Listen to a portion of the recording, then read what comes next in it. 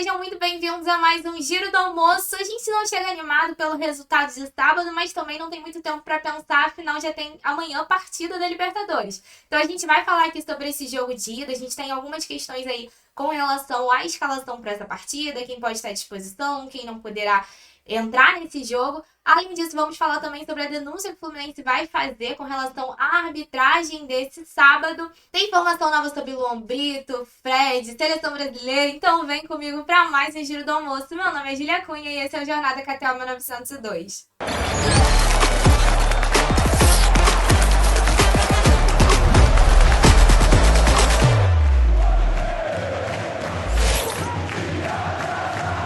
O calendário do futebol brasileiro é tão insano que a gente nem vai ter tempo de conversar sobre a partida de sábado, porque a gente já tem um jogo amanhã decisivo pela Libertadores. E aí, é claro, como o nosso Giro do Almoço também é um giro de notícias, a gente vai falar aqui sobre a atitude que o Fluminense vai tomar com relação à arbitragem de sábado, mas antes disso a gente vai falar sobre algumas questões bem importantes para essa partida da terça-feira contra o Grêmio. A escalação para essa terça-feira vai ser definida no treino dessa segunda e a gente tem algumas questões, né? O Fluminense já fez as alterações que podia fazer para inscrever os reforços que chegaram nessa janela. Então, os 5 reforços foram inscritos: Thiago Silva, Ignácio, Facundo Bernal, Kevin Serna e Nonato.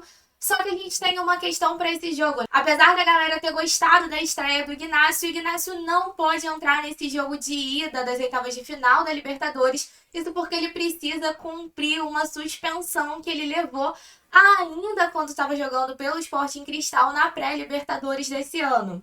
E além do Ignácio, que a gente sabe que não vai poder entrar, nós também temos algumas dúvidas para essa partida. Por exemplo, Kevin Serna, para quem não ficou sabendo, ficou de fora desse jogo porque sentiu um desconforto na panturrilha. A gente ainda não sabe se ele vai estar bem, com condições para entrar nessa partida. Tenho repetido diversas vezes, o Fluminense tem tomado muito cuidado, não só com quem sai de lesão, mas também quem sente algum desconforto ao longo do treino ou coisa do tipo. E o Nonato também não foi relacionado no fim de semana, ele não é relacionado, inclusive, desde que teve ali a torção no tornozelo.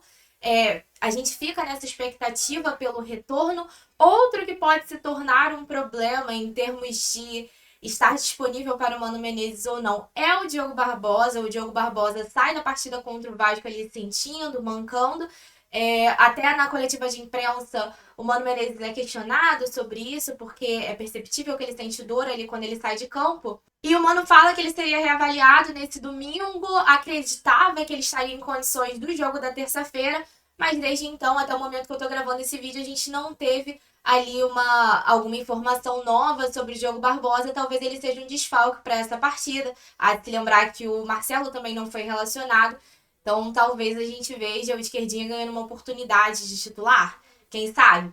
Bem, a gente ainda não tem essas respostas, mas já aproveita para se inscrever aqui no Jornada para você também não perder as informações que surgirem aí até o nosso Giro do Jornada mais tarde e também até amanhã no nosso Giro do Almoço, onde a gente vai trazer aqui, né, listas de relacionados, prováveis escalações e tudo mais para vocês. E para a gente passar para o nosso próximo assunto, o presidente Mário Bittencourt deu uma coletiva de imprensa após a partida contra o Vasco, falando especificamente sobre a postura que o Fluminense vai tomar com relação à arbitragem desse jogo. E aí, assim, eu sei que isso diverge opiniões, porque muita gente vai chegar aqui e vai falar que o Fluminense jogou mal, e eu concordo que o Fluminense jogou mal, não jogou para ganhar essa partida. A gente pode mencionar questões de postura, problemas individuais, problemas coletivos e tudo mais. Só que uma coisa não anula a outra. A arbitragem cometeu um erro grotesco nessa partida, porque como o Verratti encosta com a mão na bola, ele não poderia ter feito esse gol. Isso tá dentro da regra.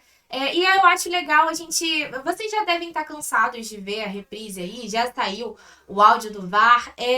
Assim, é erro do VAR ao Daronco, tá? A galera brigando com a imagem, inclusive.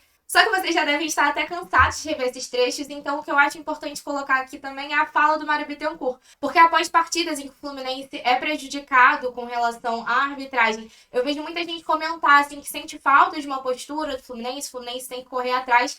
E aí o Mário Bittencourt fala nessa coletiva sobre o que eles fazem normalmente e qual vai ser a ação diferente que eles vão tomar com relação à arbitragem dessa partida. Então vou colocar esse trechinho da resposta para eles e depois a gente comenta outras coisas que foram faladas para também não ficar muito cansativo. Vamos então à fala do Mário. A gente entende que ele cometeu uma infração à regra. E a gente vai noticiar a infração que ele cometeu à regra para a Procuradoria do Tribunal. Se ela entender que a gente está certo, ela vai denunciar ele para ser julgado e ser, enfim, para que seja denunciado em um dos artigos do CPJD, porque tem vários artigos que falam sobre a arbitragem. E, assim, eu espero que no tribunal a gente use a câmera da Sport TV, porque a do VAR a gente não conseguiu. Né? A gente fez isso, eu fiz isso uma vez, em 2014, no jogo Fluminense-Curitiba, que a gente perdeu 1-0, o árbitro era Thiago, alguma coisa, não me recordo. E a gente fez uma notícia de infração, porque o jogador do Curitiba quase rompeu os ligamentos do Bruno, nosso lateral direito. Eu era, na época, advogado do clube e vice-presidente de futebol. E ele foi punido por não ter aplicado cartão vermelho pela infração cometida pelo jogador do Curitiba. Vamos ter que fazer de novo, porque chegou o momento que se a CBF não resolve, a gente tem que levar para o tribunal. Então essa foi uma das respostas do Mário ao longo da coletiva de imprensa, e além dele recomendar a aposentadoria do Daronco, ele explica mais algumas questões, né? Segundo ele, o Fluminense sempre notifica a CBF quando entende que foi prejudicado pela arbitragem na partida e vai lá para escutar o que a CBF tem a alegar com relação a essa notificação. Só que dessa vez ele vai tomar as duas posturas, né? Além de notificar a CBF, vai entrar com uma ação no STJD em busca de que o Daronco seja punido por ter descumprido a regra nesse lance do Verratti, do gol do Verratti. Com relação a essa ação, a gente deve ter mais informações ao longo das semanas, então tem que sempre ficar ligadinho no nosso Giro do Almoço. E além disso, ele também fala sobre uma questão que muitos torcedores mencionam, né? Porque é comum que alguns torcedores falem assim: mas o Fluminense tem que buscar alguma forma de árbitro X não apitar mais os nossos jogos. E aí ele deixa bem claro na coletiva de imprensa que isso não é possível.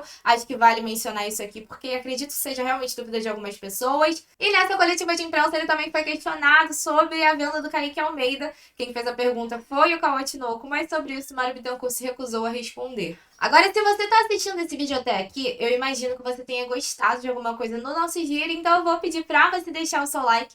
É um cliquezinho só, mas ajuda muito a jornada. E vamos então falar sobre o Luan Brito. A gente falou aqui sobre a saída dele para fazer testes no Defensor Sporting e nós tivemos mais informações esclarecendo aí como seria feita essa transferência através de Gustavo Garcia do GE. Vou compartilhar na tela com vocês. Essa é a matéria do Gustavo Garcia. Fluminense encaminha renovação com o Luan Brito e empréstimo para Defensor do Uruguai. Então, para a gente ver aqui o que ele esclarece, o Luan Brito não permanecerá no Fluminense o restante da temporada. Isso porque o tricolor encaminhou um acordo de emprestá-lo ao Defensor com duração de 1 ano. Ele viajará neste domingo. Essa matéria ela é do sábado, por isso que está dizendo que ele viajará no domingo, né? Então já viajou para Montevidéu, onde fará exames médicos. Então aqui esclarecendo que não se trata de uma venda, mas de um empréstimo. Só que antes dele ser emprestado, o Luan renovará o seu contrato com o Fluminense por mais uma temporada. O vínculo anterior era até dezembro de 2025.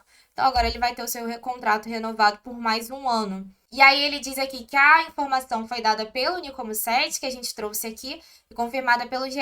Fluminense e Defensor estreitam as suas relações após a negociação pelo volante Facundo Bernal, que chegou ao tricolor. Essa é a fala do Gustavo Garcia. Bom, eu não vou dar a minha opinião aqui de novo sobre essa saída do Luan Brito, ainda que a gente tenha essa informação nova sobre ser por empréstimo, porque eu já disse o que eu penso com relação a questão dele permanecer aqui ou não no último vídeo, mas só pra gente ter essas informações mais esclarecidas. A gente sabia que ele estava indo fazer testes no Defensor, mas não sabia ainda se tratava de venda e tudo mais.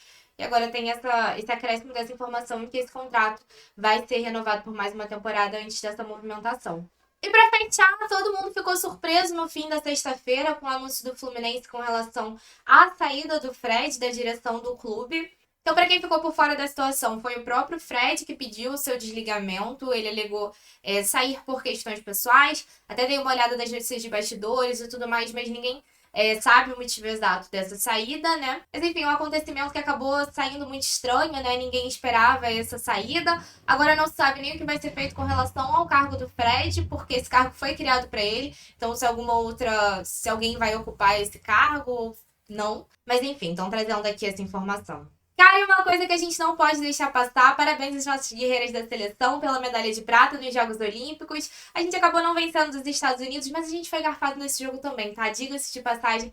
Mas enfim, parabéns às nossas guerreiras pela conquista. E hoje, mais tarde, tem giro de jornada presencial em Curitiba com o Fio, Lécio e Gabriel, que já estão por lá. E amanhã, se Deus quiser, nós nos aqui de novo para o nosso giro do almoço a 1h da tarde. Saudações tricolores!